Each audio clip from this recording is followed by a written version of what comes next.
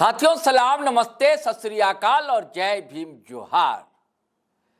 जो मैं कहता था वही हुआ दोस्तों। क्या बातें। मैं हमेशा कहता हूं कि निशा कुमारी भगत का फ्यूचर ब्राइट है, लेकिन शर्त है कि वो भाषा की मर्यादा बनाए रखे, तर्क रखे। राजनीतिक विचार होते हैं, वाद होता है, विवाद होता है, उसी से संवाद की राह निकलती है।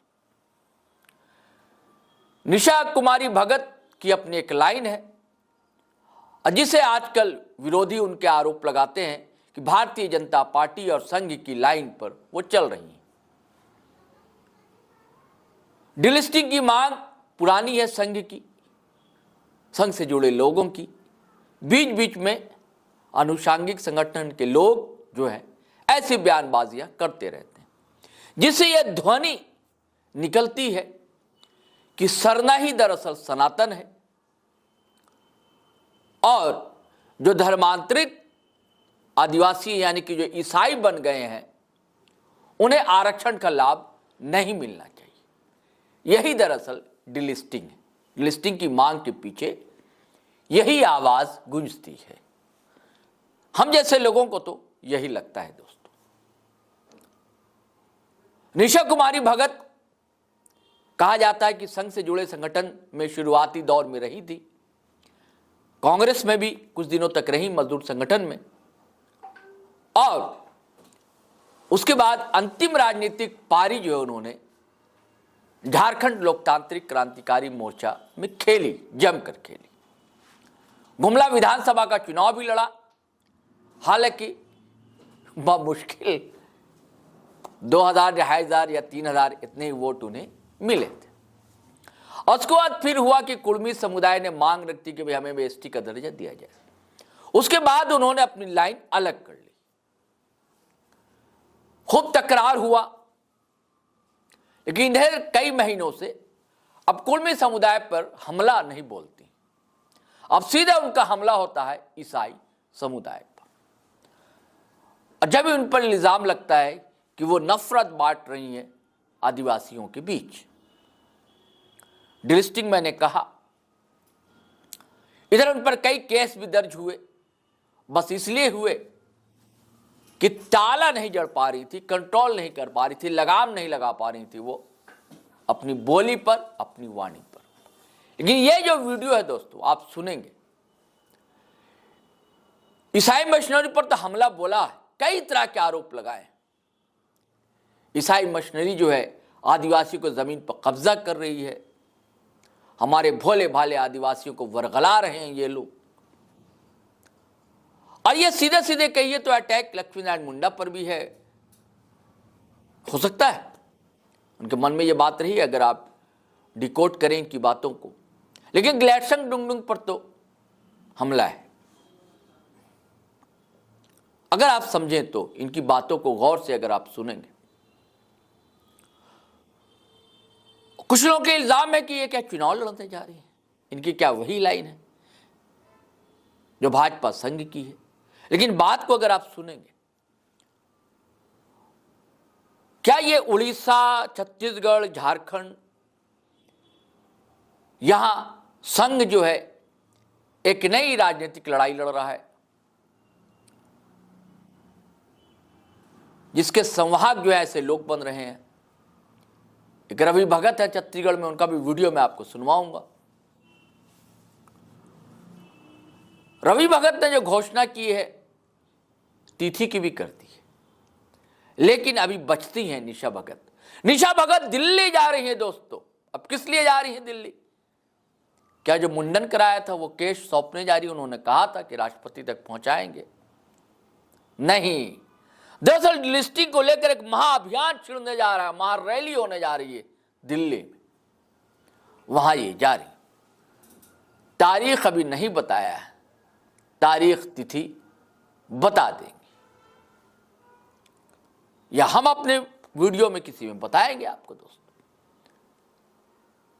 लेकिन क्या क्या कहा है मैं चाहता हूं कि आपको जरूर सुनवाया जाए।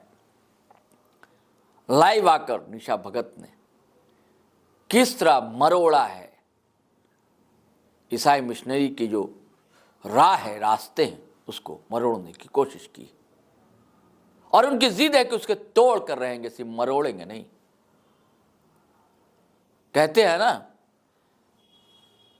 कि जब तक तोड़ेंगे नहीं, जब तक छोड़ेंगे नहीं। इस मुद्रा में निशा कुमारी भगत आ चुकी हैं। चलिए सुनते हैं क्या कहती हैं निशा कुमारी भगत। नमस्कार, जोहार, जय धर्मेश, जय चालायो। चूंकि हम आदिवासी रूढ़िवादी परंपरा को मारने वाले वर्षों से, सदियों से जो हमारे पूर्वज जिस रीति रिवाज को मानते हैं या प्रकृति को पूजा करते हैं, हम लगातार मानते हुए सरना धर्म को अपना करके अपने परंपरा को आगे बढ़ाते रहे हैं। और आज जो 5वीं अनुसूची क्षेत्र के तहत जो पेशा अधिनियम कानून जो भूरिया कमेटी के द्वारा बनी गई थी, जो आदिवासी हित के लिए स्वशासन को लागू करने के लिए, जब इस देश में भारत का संविधान नहीं था, जब इस देश में शासन प्रशासन नहीं था, जब विधायिकी नहीं थी, तब भी हमारा जो है स्वशासन चलता था। स्वशासन के माध्यम से हमारी समस्याओं का समाधान किया जाता था। हमारे पुरखे, हमारे पूर्वज जो है, जो हम इस भारत देश के किसी किताब में बहुत ज्यादा लिखित नहीं मिलती हैं हमारी कहानियां, गाथाएं, लेकिन जो गाथाएं लिखी हुई हैं वो अमिट है और ऐसी गाथा है जो कि इस भारत देश के प्रति एक अमिट छाप छोड़ती है और हम भारत देश में एक धरोहर के रूप में रह गए हैं। हमारा जो संस्कृति, हमारी परंपरा की वजह से भारत देश को संस्कृतियों का देश कहा जाता है। और इस 5वीं अनुसूची क्षेत्र में जब हम बाहरियों को नहीं आने दे सकते हैं, तो फिर हम विदेशी धर्म के लोगों को यहाँ धर्म प्रचार प्रसार करने के लिए क्यों दे रहे हैं? ये चंगाई सभाओं का परमिशन किसने दिया?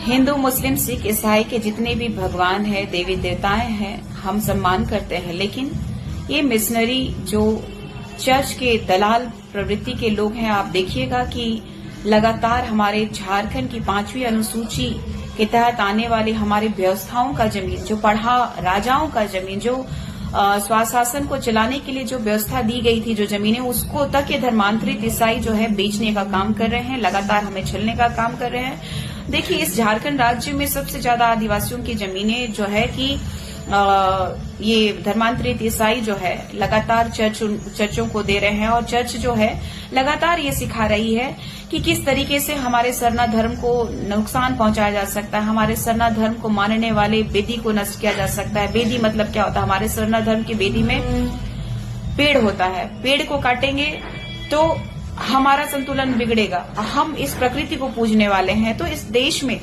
प्रलय तो आएगा। और ये लोग लगातार गुमराह कर रहे हैं और हमारे समाज को जोकर की गर्त में ले जाने का काम कर रहे हैं। तो ये चर्च के दलालों और ठेकेदारों को मैं चिताने के लिए लगातार संघर्ष कर रही हूँ। और ऐसे में चर्च के दलाल प्रवृत्ति के लोग जो है मेरे ऊपर अनर्गल कई तरह का आरोप लगाते हुए पिछले 8 महीनों से चलते आ रहे हैं और मेरी छवि को धूमिल करने की कोशिश की जा रही है, क्योंकि आदिवासी समुदाय में प्रखरता से ये बात बोलने के लिए मैं अभी जो सक्षमता दिखाई हूँ, तो लगातार जो इनका प्रहार रहा है, इससे मैं डरती नहीं हूँ और ना डरूंगी, क्योंकि आने वाले समय में इनको मैं संवैधानिक तरीके से जोरदार जवाब दूंगी कि इन लोगों की मंशा कहाँ क्या रही है और ये लोग किस तरीके से हमें गुमराह करने की कोशिश कर रहे हैं। लेकिन ये सरकार की चाल को समझने की कोशिश कीजिए।